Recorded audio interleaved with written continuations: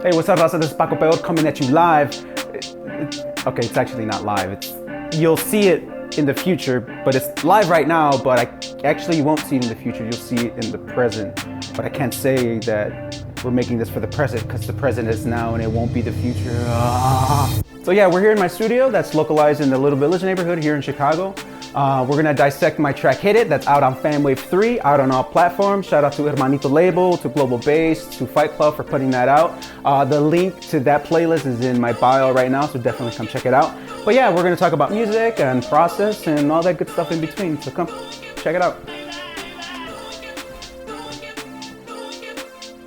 My little creative space, been creating here for a while and I very much enjoy it. Yeah, it's been great. All right, we're gonna break down the track Hit It. It's a fairly straightforward bass house, Dutch house type track that transitions into Mumadon at the end. It was made entirely on the MPC Live 2. As you can see, I'm a big fan of hardware. I just like the tactile experience of just getting instantaneous feedback when you hit a pad, when you turn a knob, and the interaction that goes into that. You know, it just allows me to stay in the groove. And I don't have to worry about like CPU spikes or anything like that, or potentially have a DAW crash on me because I did something it didn't like. So the MPC Live 2 has definitely been my go-to as of late. It's definitely a great piece of kit. But yeah, the track is fairly simple in terms of composition and structure. However, the sound selection and the sound design and how they interact together is definitely what makes the track come alive. So I got the bass sound from an old VST named Core, made by Native Instruments. So it was like a host of the greatest hit sound bank from multiple Native Instruments plugins like Massive and FM8 and stuff like that. I don't think it exists anymore. I don't think Native Instrument supports it anymore. I'm not 100% sure. I got it in 2012 and it still works in 2021 right now. So the sound came from Massive, but it's a very limited control on Core. So you can only manipulate it a little bit. However, it's the greatest hits bank, so it just sounds good off the bat. So here is the bass pattern. I sampled one note and then I duplicated it onto 3 different pads and just changed the pitch on them. So it's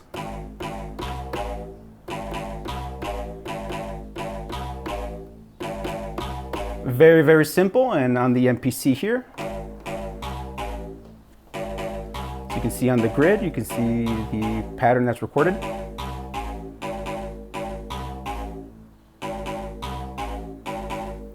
Very straightforward, but powerful. So again, very, very simple. Just decided to keep it groovy. This is how it sounds in the mix, everything on here.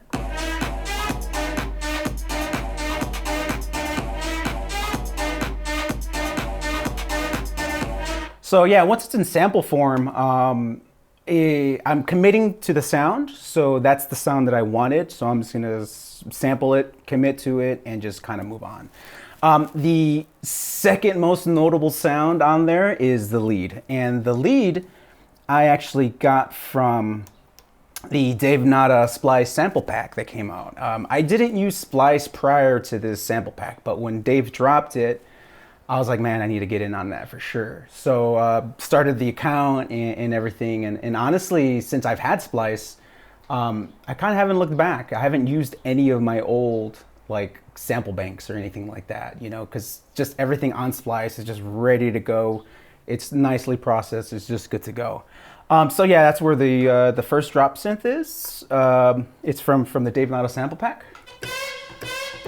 So it's a single hit and I put it into a key group, and in the MPC, what that is you could just drop one sample and it allows you to play chromatically. So now on my MIDI controller, as well as the pads, I'm able to play it. So yeah, on the keyboard, it's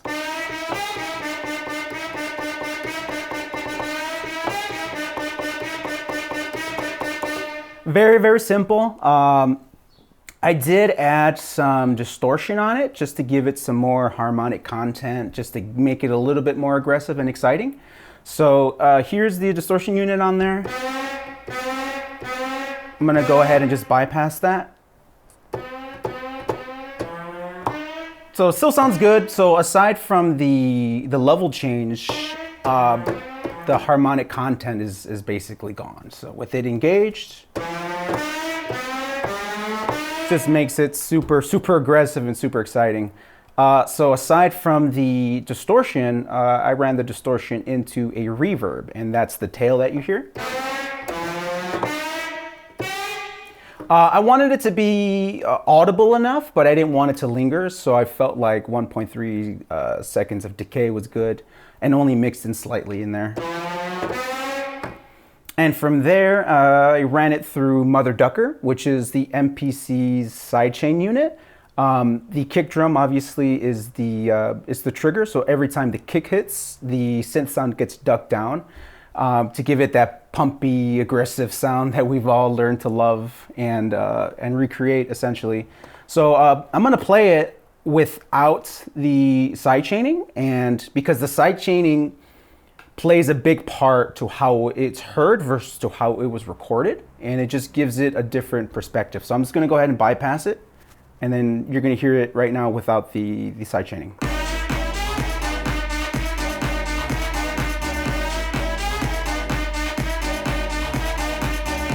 So in that context, it's really loud, and it's kind of like in the way of multiple things that are in that frequency range. So when we turn on the side chain, you're gonna hear how that gets affected.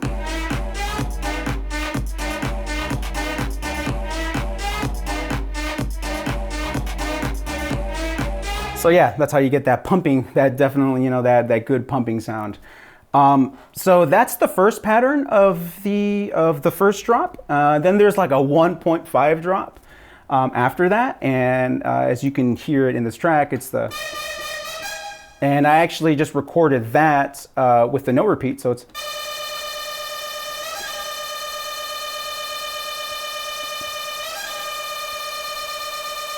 and that's going through the side chain. So when we listen to it over here, got that nice pumping feel right there. Yeah, just gives it this dimension. It just gives it this character that it just associates itself to the modern EDM and whatnot. So the other notable thing on there is the vocal sample. I got that vocal sample again off the Dave Nada sample pack. I tossed it into the MPC and I just chopped it up and stretched it a little bit, so I'm able to play it in time.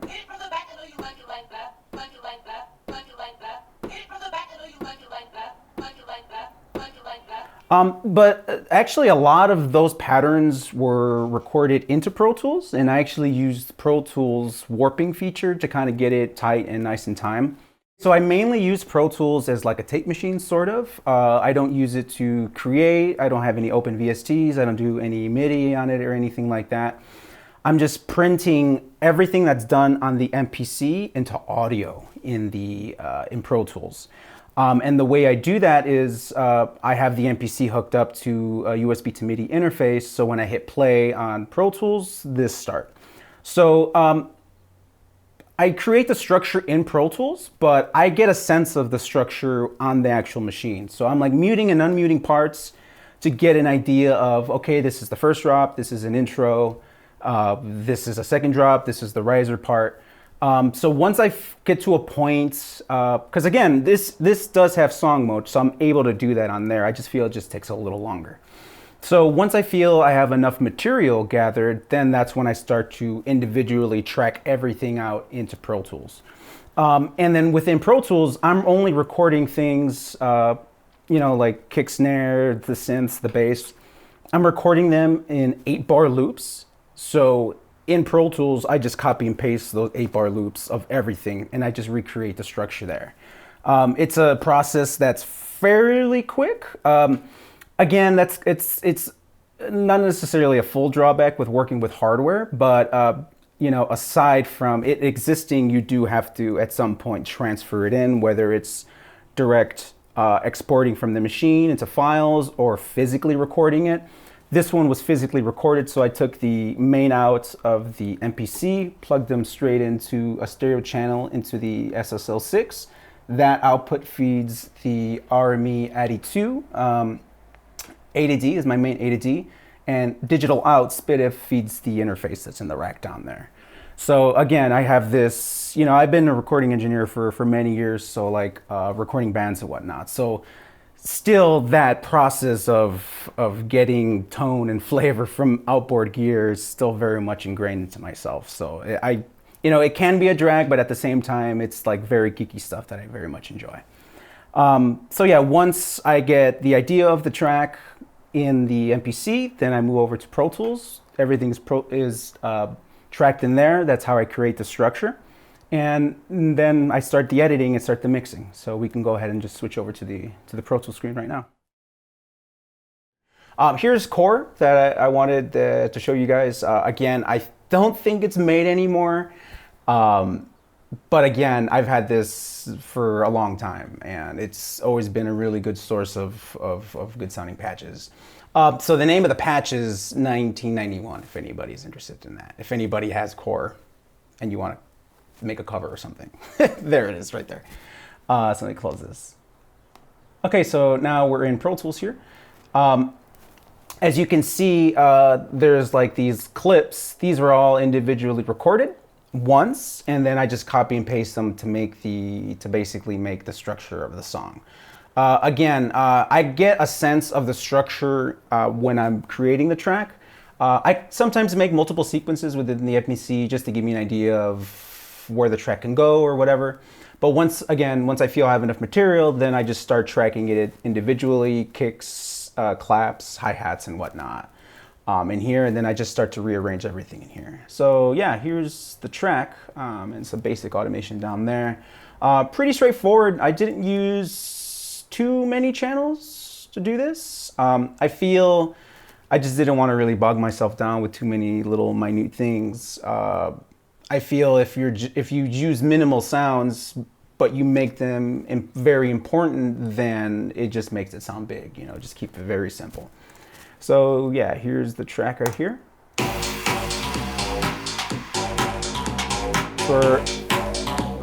I was able to mix everything on here. There's that bass. And yeah, very subtle in terms of the type of effects and VSTs that I use. You know, I feel like a lot of these sounds are just good to go and processed. So I tend to just shave some low end off or whatever off of them once in a while. So yeah, here's basically the layout of the track. Any sort of like transitional sounds, like the riser or like white noise or stuff like that, I do that in Pro Tools. I just, you know, drag the sample into the session and just do it in there. I just feel like it's a lot easier and faster to do it in Pro Tools versus the MPC. So like all this little white noise stuff that's on there is done entirely in Pro Tools. So yeah, so the other thing, let's talk about the Mumatone part. So yeah, I did a tempo change within Pro Tools. So again, this is the master. So when I hit play on here, the MPC starts and I'm able to track it. And it follows, obviously, the tempo. This is the master tempo. So these, within this weird transitional, these audio files within the transition of 125 to 105, I actually recorded those because I didn't want to use Pro Tools' warping feature. It just takes up too much CPU, I feel, and you know, if I'm recording in audio anyway, why not just do, you know, record the changes. So this was all recorded right here. So this is the transitional. As you can see the metronome going down there. So we can just listen to that really quick.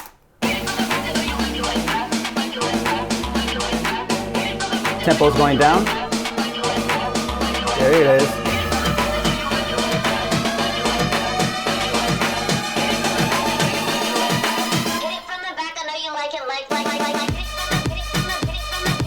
Then it's straight 105 from there.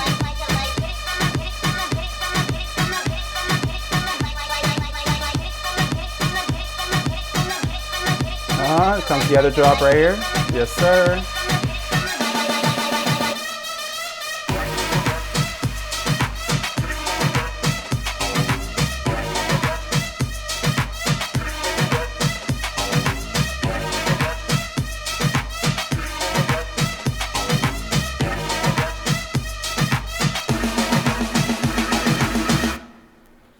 So yeah, these bits of audio were re-recorded to the new tempo. So I had to re-record the kick, re-record the snare, re-record the dembow to the new tempo. Again, since I'm working in audio, I didn't want to use any, I could have warped it in Pro Tools. Again, I just didn't want to like bog down the computer with unnecessary things if I'm able to just record it as such. So yeah, this last drop here, this drop synth here, same thing. It's the same sound that's used previously, just the pattern is differently.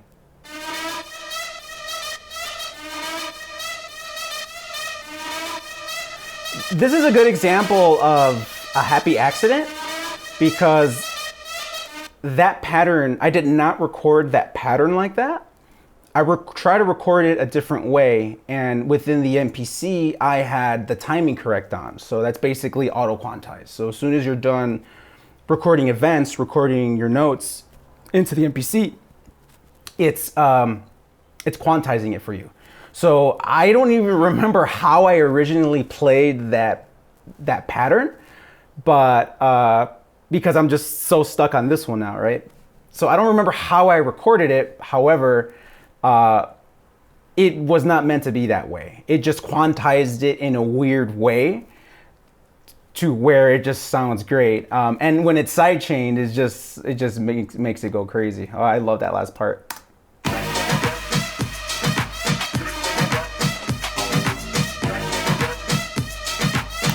So yeah, that's just the good happy accident that I feel could have only existed with me on the MPC, because with the AWs, you can get what you want exactly how you want it.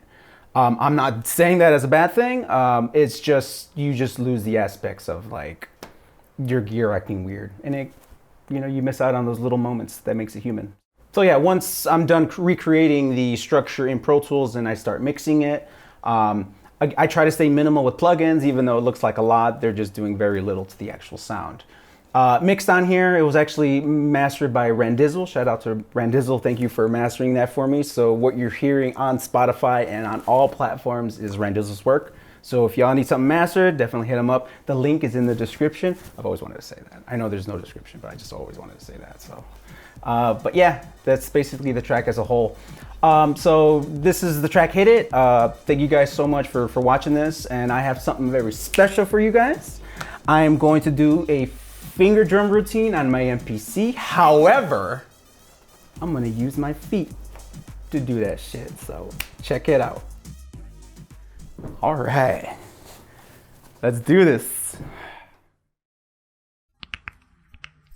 Bruh. Real trap shit. Real trap shit. Bruh. Damn, son, where'd you find this?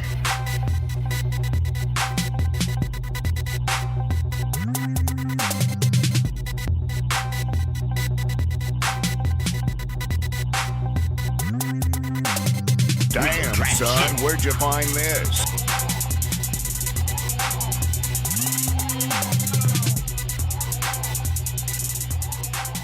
Damn, son, where'd you find this? Thank you guys so much. Hope you enjoyed that, and I hope you enjoyed the breakdown of Hit It out on FamWave 3 right now. Shout out to Hermanito Labels, shout out to Global Bass, to Fight Club for putting it out. The link to the playlist is in my bio right now. It's also in the description. I don't know why I said that. I always wanted to say that. But yeah, if you have any questions on like, process or whatever, just feel free to hit me up on the DM. I'm always available. Just slide into my DMs, as they say. If you guys got questions on anything, and whatever you guys want to do. And how much did you see?